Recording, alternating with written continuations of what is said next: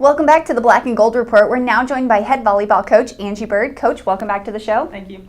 Since we last talked to you, you had a flurry of success on the court, including grabbing your first 2 Peach Belt Conference victories of your career. Although you've had just 10 matches left in the regular season schedule, can you sort of give us a progress report on your team at this point from the season? After the 2 wins, we came off a pretty successful weekend. We kind of had a little downfall going back into the week. We had a couple days off, and I think they got a little bit relaxed, but I think we're back on track right now. Well, you have 8 active players on your roster, 6 of whom are playing in their first season in a black and gold uniform. What sort of growing pains did you experience through the first half of the season, and how have you seen this team mature along the way?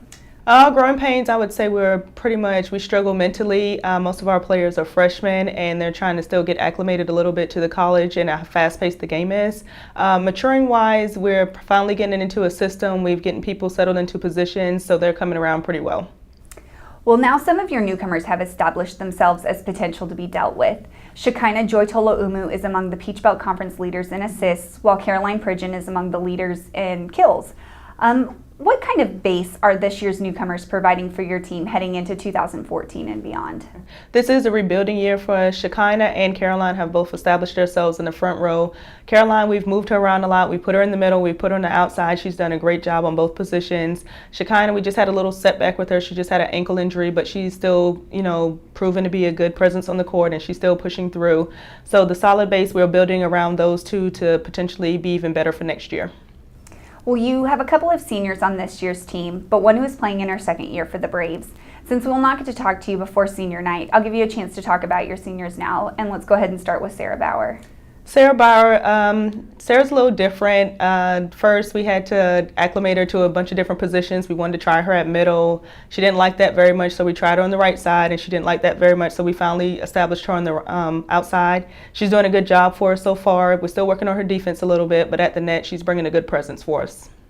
Well, with the other member of your senior class, you'll be losing a pretty influential leader. What sort of things, both on and off the court, will this program miss when Marissa Baker finishes out her eligibility at the end of the season? With Marissa, we're really going to miss her leadership, her intensity. She's very intense on the court. She's great in the classroom. She's great on and off the court. She's a good leader. She's a good person for anybody to be around. I would say losing Marissa, that's going to be losing a big part of our program, but we have some incoming freshmen, hopefully, who will fill those shoes for her. Let's talk about some of the highlights since the last time we sat down with you on the show.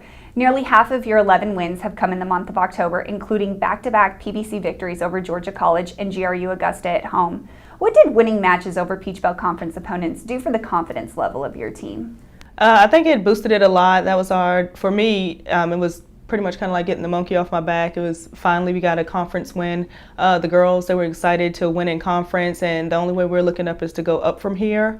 We're trying to build on that and hopefully get some more conference victories. Well, coming out of that week, Shekinah Joy Toloumu and Caroline Pridgeon swept the PBC Weekly Awards, with Pridgeon earning Player of the Week and Toloumu earning Specialist of the Week. What sort of pride do your players get from earning accolades like that? And what sense of accomplishment, if any, do you get as a coach with awards like that?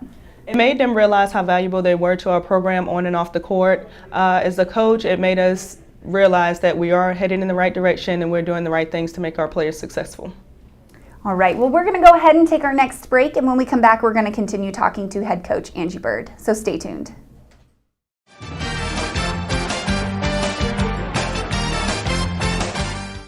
The University of North Carolina at Pembroke was founded in 1887 by American Indians to provide education to the local community to ensure a pathway to success. Today, we're part of the world-renowned University of North Carolina system, but the spirit of our founding still guides us. Our strong academics are exemplified by standout programs in education, athletic training, business, and nursing, and by students working with professors on groundbreaking research. Explore the brave spirit today.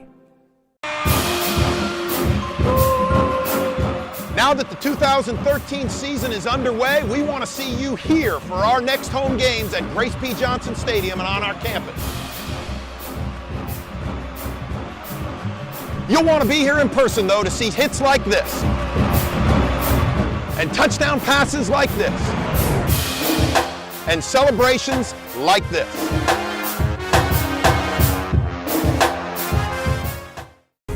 At the University of North Carolina at Pembroke, our student athletes find balance between their academic and athletic activities.